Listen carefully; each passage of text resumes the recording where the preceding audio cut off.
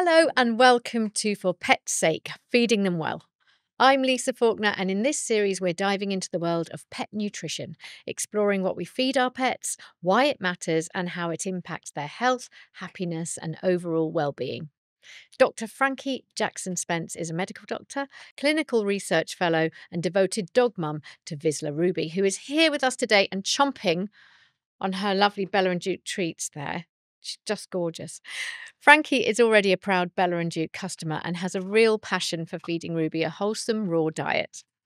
She also shares evidence-based health and lifestyle advice on her social channels and hosts her popular podcast, Vision of Health, exploring wellness and everyday life hacks. And joining them is Brendan Clark, raw feeding advocate and our fantastic vet expert, who will be sharing his insights into the benefit of raw diet in supporting pet health. Frankie, Ruby and Brendan, welcome. Thanks for having us. Oh, it's lovely to have you. I have to say, this is the nicest job.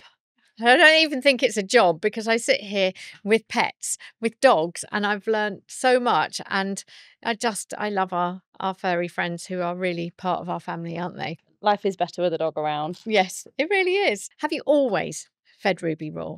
So when I got Ruby from her breeder, she was fed a mix of raw and kibble, so that whichever home she went to, she could transition nicely. But it was actually the breeder that recommended to me to feed her raw. Right. And because she was already used to it, I definitely wanted to keep that going. And I did a lot of research about kind of the different options for her because the minute I got her, my heart tripled in size. Yes. So I instantly wanted to feed her the best thing that I could for her health. And all of my research led towards a raw diet. It's interesting, isn't it? Because there is such a traditional route. Yeah. I mean, I'm guilty of it myself, of just thinking, well, you go and you buy your dog food from a pet shop that's, all of this dry food that's easy. Everyone puts it in a cup and puts it in the bowl. There's no washing up. It's convenient. So for you to actually question it and not go down that traditional route, is that just your personality anyway, obviously, being a doctor?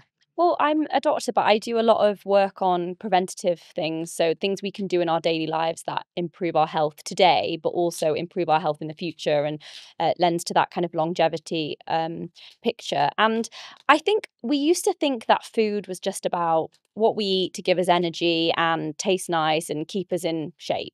And I think we've learned so much over recent years at how important what we eat is for our health today and tomorrow.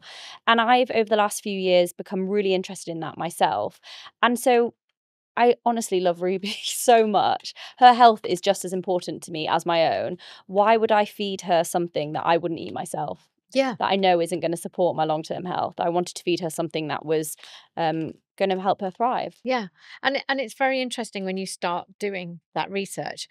You say that you do that research into yourself, and things have changed dramatically. I think over the last few years, where suddenly like gut microbiome, all these things that you sort of heard for a bit, but years ago I did hear about them, but it wasn't as prevalent as it is now, and it's the same for our pets, isn't it? Yeah, and I think we've got to remember that science is an evolving landscape all the time. So we know, when I was at medical school 10 years ago, I talked a bit about the gut microbiome, but there wasn't a lot of evidence to support it with really robust claims. And that's what we like to do as scientists. Yeah. But sometimes emerging evidence is, on the rise. And I think that's been the case with things like diet and nutrition for health and particularly with the gut microbiome. Sometimes just because there isn't lots of evidence doesn't mean it's not going to come. It's really interesting what you were saying about the microbiome, and years ago not much was known and people didn't really like to say much, and more is being developed and understood about the microbiome, and more is being said. I always think of research almost like the weather forecast. You know what it's doing today and you can sort of say that, and you might know just into the next few days, but you have to accept that in 10 years time that weather forecast will probably have changed. And, Yes. we've got to accept that change as scientists, as medical practitioners, that actually what we're saying today, we've constantly researching. And it's great to see in raw so much, 10 years ago, people were saying, there just isn't the evidence. Why will I advise the change? For some of us, we'd seen it in practice, we'd been advocating it, we'd been trying to transpose what was happening in the human fields and the research that was going on there.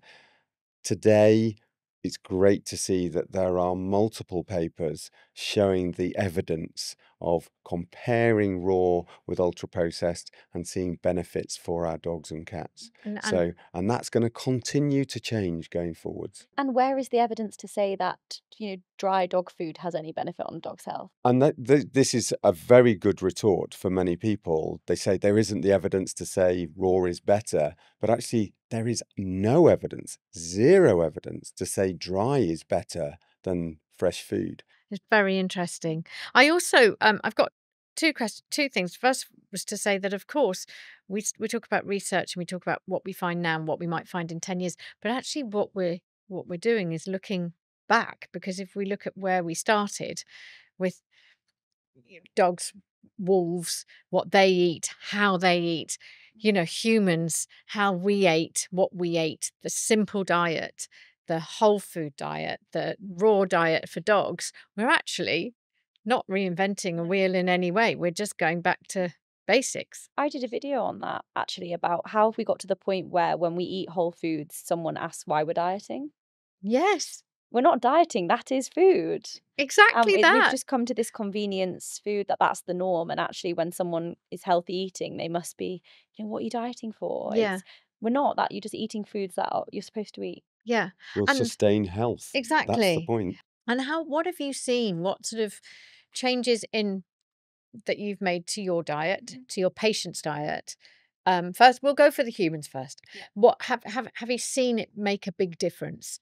So I'll tell you about a couple of studies that I found that completely changed the way I thought about nutrition and food. Yeah. There was a big study in 2019 that was posted in The Lancet, which showed that 1 in 5 adverse health outcomes, so ill health, was due to what we eat worldwide. So that's 20% of deaths and diseases are caused by poor diet. And that's more than smoking, alcohol, and smoking alcohol combined. Seriously? Yeah.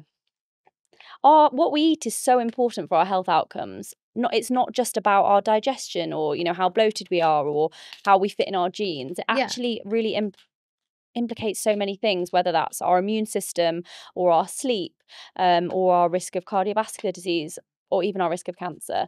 And so it's things like that that made me kind of delve into research. There was a great paper that came out earlier this year in a big scientific journal called Nature. And it actually showed that they could predict from what people ate and different dietary patterns, healthy aging. And the optimal foods to eat for healthy aging were lots of whole foods, protein-rich foods, lean sources of protein, things rich in healthy fats, and less of the foods that are ultra-processed and things like refined sugars. And I think deep down, we all kind of knew that. We all know that when we, want to go healthy eating, it means stripping back the things that you buy in a packet that, last a year on the shelf, and eating more of the stuff we prepare from scratch, and fresh fruit and vegetables and things. So I think, I think we all did know that, but it's nice to see the science and be able to kind of show the study to back it up. And I think that's been a lot easier with my patients, because I think day to day I see patients with cancer, and I think sometimes people think it's too late to change anything about their lifestyle. Yeah. And actually, we know that if you make changes in your cancer journey, or even if you don't have cancer, if you make changes to your diet later in life, they still can have a positive impact. And I think it makes it a really confusing space. I think actually the evidence supports eating a majority whole food diets, rich in lots of plants, lots of whole foods, lots of things that are minimally processed. Some processing's okay. The problem is ultra processed foods, because it means that they lack a lot of the nutrients and they lose a lot of the nutritional value, as well as some of the harmful additives that can be added in them. And I think people just need to keep it really simple. If it's lasting on your shelf for a year and it's got 25 ingredients you can't pronounce, it's probably not the most nutritious option. But if it's something that has grown from the ground a week ago, then it's going to be higher in nutrients and vitamins and minerals and things. And I think those learnings I can translate easily when I was picking what dog food to select for Ruby. In your patients, you see the link between diet, I think, and chronic illnesses. And with dogs, Brendan, you were saying earlier to me, we were talking about dogs and illnesses, and I think there has been a big leap in dogs getting cancers and really not and diabetes and things like that. So I'm just wondering then, if you change your dog's diet, like you're changing your human's diet, then you're in for a much healthier situation, aren't you? Yeah, I mean, look, that connection between what we did with our diets and convenience in the 80s, and then suddenly jumping into we can make a convenient diet for our dogs, and that being an easy option for people, has led, unfortunately, to the other species on the planet having the same issues as many of us as humans have, especially in the UK and America, that we see with our obesity epidemic, the type 2 diabetes that we see on the human side and the reflection of obesity. Well, we started to see that in dogs as well. Yeah. They're climbing at the same rate, and the only other species on the planet that has the same level of cancer as humans, and is actually now just topping humans, is dogs, which is really devastating. Not just because people are recognizing cancers more, but because, unfortunately, they've had the same sort of diets, the convenience diets, high processed diets with lots of additives. It's not just the heat thermal processing that we were discussing earlier. It's also the additives, as you rightly say, that are actually used not always for them texturally to perceive, but actually sometimes just so that we as owners think it looks nicer, which isn't Yeah. that devastating, that we're going on a cosmetic look of food and it has an impact on health of Yeah. our pets. It's mad, And I think isn't there's it? two things from that as well. When you talk about the look of food, I know, historically we fed family pets kibble. The amount of kibble you're supposed to feed really doesn't look like much. No. And then you get a dog that's always hungry.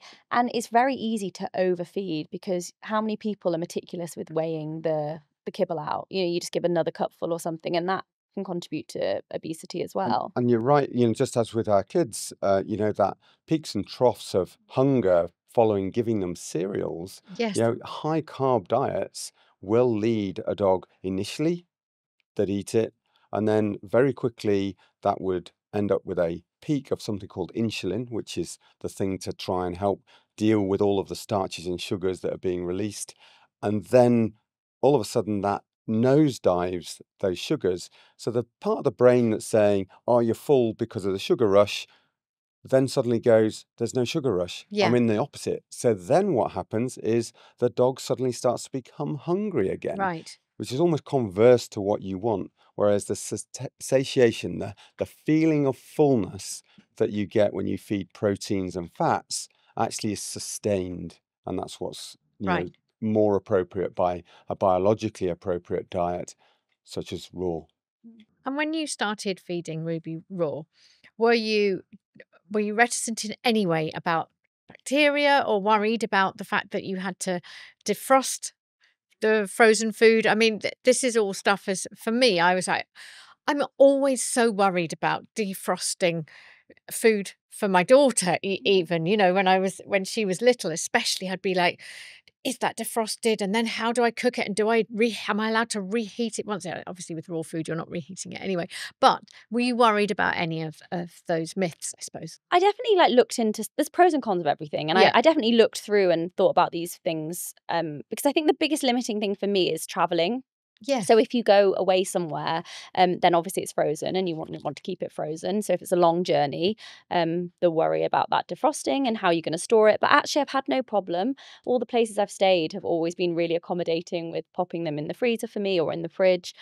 So that hasn't been as big an issue as I thought. In terms of the risk of bacteria, I think what we have to remember is that, first of all, it's frozen, so a lot of bacteria are,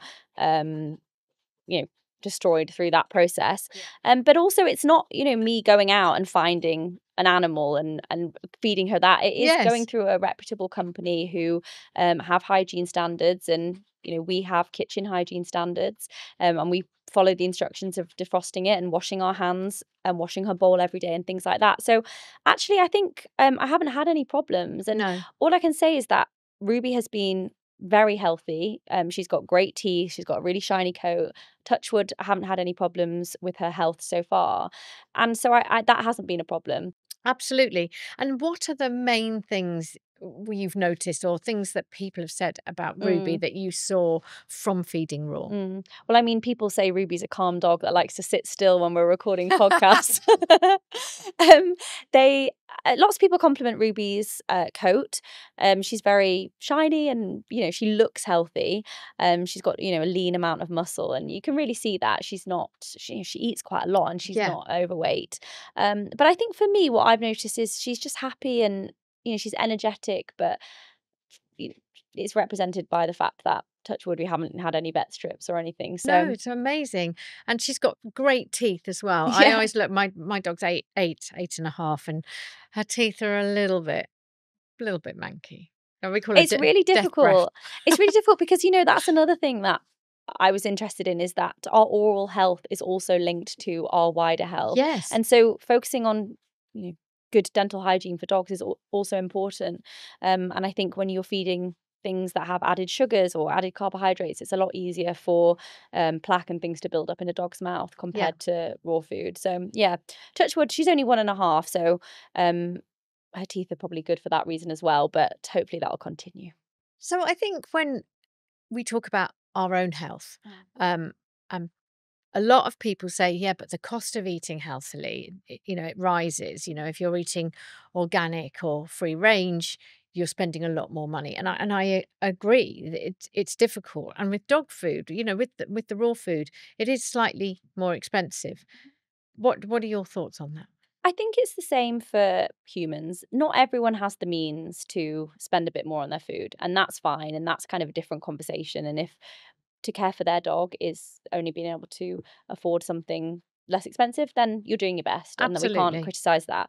I think for people that are listening to this conversation because they're on the fence and it's more of a decision about, which one is better, Yeah. I think that you have to see it as an investment in the long-term health. For me, if I know that I'm giving Ruby the best opportunity to live as long as possible and as well as possible for that life, that for me is worth the investment. And we talked a bit before about um, oral health and their teeth, and also the fact that I've never had to take Ruby to the vet apart from her checkups, touch wood. I think that these things do come back around, Yeah. and if you feed your dog something that causes them to have other health implications, maybe that is poor dental hygiene, or maybe they're a little bit overweight, they may have problems that pop up in the future that require the cost to just be spent on vet's bills and things. And I kind of look at it that way. Yeah. For me, there's no price on Ruby's health. But really, I suppose this is for you, Brendan, is if somebody's thinking, especially with puppies, if you're going to get a dog and you're thinking of raw feeding, what does the science say about early nutrition? That's my first question. Yeah, so loads of people worry about, if I give raw too soon, am I risking them? Is there going to be a problem with them having stuff stuck, the bacteria that you've just talked Yes. about? Is that all a worry? And actually, the great thing about the science coming out, we talked before about some of the Helsinki studies that are there, is that we can see that there is a massive improvement if you get raw food in at that 2 to 6 month stage Wow. anyway. And actually, loads of raw breeders are now appearing where they will wean the dogs across onto raw food. And so that can be done perfectly Right. safely. So why do you think there was a worry about it? Because I know a lot of people there's a sort of thing about not feeding puppies raw, and vets can be very reticent about raw food. Why do you think that is? I think, look, we're back to that conception that the very young for kids, the very young for puppies are immunocompromised. There's this illusion that just Yes. because they're young, their immune systems don't work. And that's not strictly true. Their immune systems are developing, absolutely. And you don't want to overwhelm them with massive infections. But actually, it's really important that they get some exposure to a number of bacteria. We're talking about the microbiome, the development and understanding of how important some of those microbes are to developing the immune system is expanding exponentially every year. And I think the fact that actually we can enhance their immune systems by that early exposure is being shown, rather than the converse, the worry that all of a sudden we're going to obliterate them by exposing them early. And also, just on that, so much of our immune system lives in our gut. And what I also love about the Bella+Duke, I give her the puppy premium complete that has veg and berries in, which also support gut microbiome diversity. Whereas the alternatives for me were having to give, maybe some dry food, but having to add that to it. I think what's amazing and what's apparent is that when we're feeding her Bella+Duke, you know that it's got everything that she needs Yes. in it. It would be wouldn't it be so easy if you could do that with humans? I know. But that's the other thing about the alternatives for me. It's like you buy a bag of dog food, it's probably on your regular food shop. It's the same every time, the Yes. same animal protein, however much is in there. Like you could buy the chicken one and the dog likes the chicken one, so that's the one you keep buying. But actually variety is so important for our diets and our health outcomes as well. So we don't just eat the same meat every day. No. So I actually really like that. Not only do I know it's got everything in it, but also that when I get a box, it's got all the different types in it. So Yes. she's not having the same thing every day. Yeah. Because variety is so important as well. Why is that variety important? Well, that variety is important in what we do. We produce a food which is massively different in the proteins within that. When you come into high processed foods and the gravy flavoring, Yes. you will see this is the flavor. And if you look carefully on the label, you'll read minimum 4%, i.e. Yes, 4% of that diet it's is that meat awful. variety. Yeah. And the rest is just a generalized meat. So you're not truly giving variety when that's what's on your tin. Right. However, when you come to Bella+Duke, you'll find, no, there truly is. This is a fish variety. This is a chicken variety. This is a beef variety. That's amazing. So why do you think that like minimally processed food is so important for our dogs and cats? I'm asking you from obviously your medical background, but for you, why is it so important? So I think for me, it's translating that data we have from humans. And we know that ultra processed foods lack a lot of nutritional value, but also have a lot of unnecessary additives that don't do anything positive to our health. And Yeah. I think sometimes when you're eating foods that are ultra processed, you are not only lacking in certain nutrients, but you don't necessarily get the same feeling of fullness Yeah. from the food, and therefore it can lend to overeating as well. And I think all the data leans towards whole foods, rich in whole grains. Yeah. And what made you get into medicine and this sort of way of thinking? How did you come? Oh, getting into medicine, that is a whole question. I think what got me into this preventative thing is working in cancer and just Yeah. seeing how many people are affected by it. Yeah. And also how devastating it is. But I think the stats is that 1 in 2 people now will unfortunately get cancer. And I think you were saying the rates of cancer in dogs is increasing. And there has to be things that we can do to minimize that risk. Yeah. Some things we can't change. We can't change the fact we age, which is a big risk factor. We can't change our genetic risk, but we can change some things in our environment. Yeah. Whether that's what we eat, what we drink, wearing SPF when we're out in the sun, all those kinds of things. And I think that was the missing piece for me because working in the NHS is very treatment heavy. We don't do Yes. much on prevention. Yeah. And so I guess that kind of public health initiative that's needed to reach people for prevention kind of had to come on the side, which Yeah. kind of led me to the social media educational platform. Yeah, it's fascinating, and what you do, I think, is fascinating, and how you do it is great. Thank you. I also think looking at cancer, I know, my mum died of cancer when I was 16, and it was awful, and there was nothing genetic. It wasn't genetic, and the only thing that they sort of could put it down to, and this is in the 80s, was stress. And that's another thing that we don't look at. And diet can really cause stress, and overeating especially, we know. With dog food, obviously it's the same thing, and certain things you eat can impact your state of mind, can't they? Your well-being. Yeah, I think there's 2 things to that. One is that what we eat does influence how we feel. I know that if I have a big day and I eat foods that are going to, rich in nutrients and are going to energize me properly, I feel better. I have more energy. Yeah. I don't get that afternoon slump like I do if I grab something on the go that isn't as kind of nutritionally balanced. And then in the afternoon, I think, oh, I need a coffee, I'm falling asleep. So I think that influences how you feel and your mindset.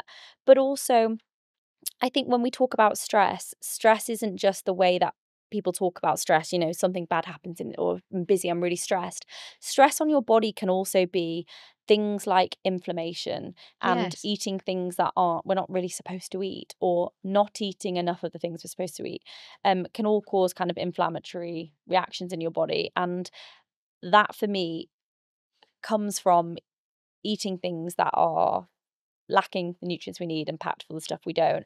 And what I do just want to say is that it's fine to eat those things every now and again. I love a pizza. I still probably eat one a week.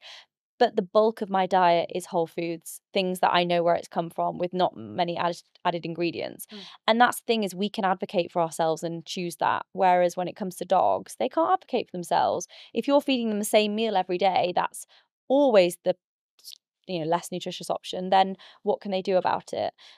So yeah, a little bit of that is fine. Yeah. But not every meal. No. And can I just ask as well, just while you were talking, because you were saying when you go away and you take the dog food away, the raw food, And and we've got a obviously, whole thing that works now. please tell me, because I think I suddenly thought, okay, but if me and my sister, we're both my sisters now, we had an hour's conversation after I'd spoken to Brendan about how she's going to do it as well, that we are going to be proper raw dog advocates. I was honestly blown away by all the research. But I then thought, well, what about when we go on holiday? And if you're in a car, and how do you keep, because does it have to stay really frozen? And what happens if my delivery comes and I'm not there for 2 hours or 3 hours? Do you know what I mean? How do we do that? What I do is, when it's frozen, it can last in the fridge defrosting for, I think it's 3 or 4 days. It says on the packet. 4 days. 4 days. So I would take it frozen, and then it will defrost in the fridge of wherever I'm going. Right. And I travel with it wrapped in tin foil and in a cooler bag. And it's usually okay. frozen then when I get there, and then it just defrosts as it would at home when you put it in the fridge. Okay. But the other thing is that they're stocked in Pets at Home, and there's always a Pets at Home on the motorway to wherever you're going. Yeah. So on a couple of occasions we found, we wanted to extend the trip a night and we hadn't bought enough food. Yes. And then we just pick up a packet from Pets at Home. That's amazing. Yeah. And Ruby goes to stay with my dad when we go away. And I just get the box delivered to his house when we're going away. Oh, you So just we don't change have your to delivery. Exactly. Or to the Brilliant. Airbnb. Or to, Yeah, yes, yeah, of yeah. course. just That's set a good it Amazing. idea. up. So Yeah. you can literally just change your address like you're doing your Ocado shop, Yeah. and you suddenly have it delivered Yeah. to your holiday home. What I You do know, all you the just time. do It's the same amazing. with your delivery address. You can change it, but it's becoming more available in stores across the country. Absolutely. I find if you use one of those cool boxes, if you pack that, as you say, you can almost work from the outside in, that the inside will stay frozen and Yes, the out yes. ones are just fridged. So even if you're camping in the wild and deciding to be out there and do that, I've done that up in the Lake District for my dogs, and been absolutely fine for a week, just plucking it out from the outside and working in. So there's all sorts of options that are there. And what do you love about being a pet owner? I think you need to say a pet mummy, a dog mummy. Yeah. You know what? I don't have any kids yet, so this is my first kind of dip into parenthood, but I just love watching her thrive. Each day, whether I teach her something new, or when we were doing her training, that's not gone so well today. Just seeing that, like, her become the best dog she can be, I just really get a lot of reward from that. Yeah. And when we're out in the park, she's so nice with all the other dogs, and she just runs up to them like, "Oh, can I play with you?" And it's just a great kind of energy for life. And I've learned so much from her. And she also teaches me as well when to take a breather and have a break. And it's made me realize I always have 5 minutes in my day to have a cup of tea and a cuddle with Ruby on the sofa. Thank you so much for joining us here today on For Pet's Sake. If you've enjoyed this episode, don't forget to like and subscribe so you can catch our next episode. And of course, don't forget to follow Bella+Duke on all the usual channels like Instagram and TikTok. If you're considering a new diet for your pet, head over to bellaandduke.com to get your own personalised nutrition plan.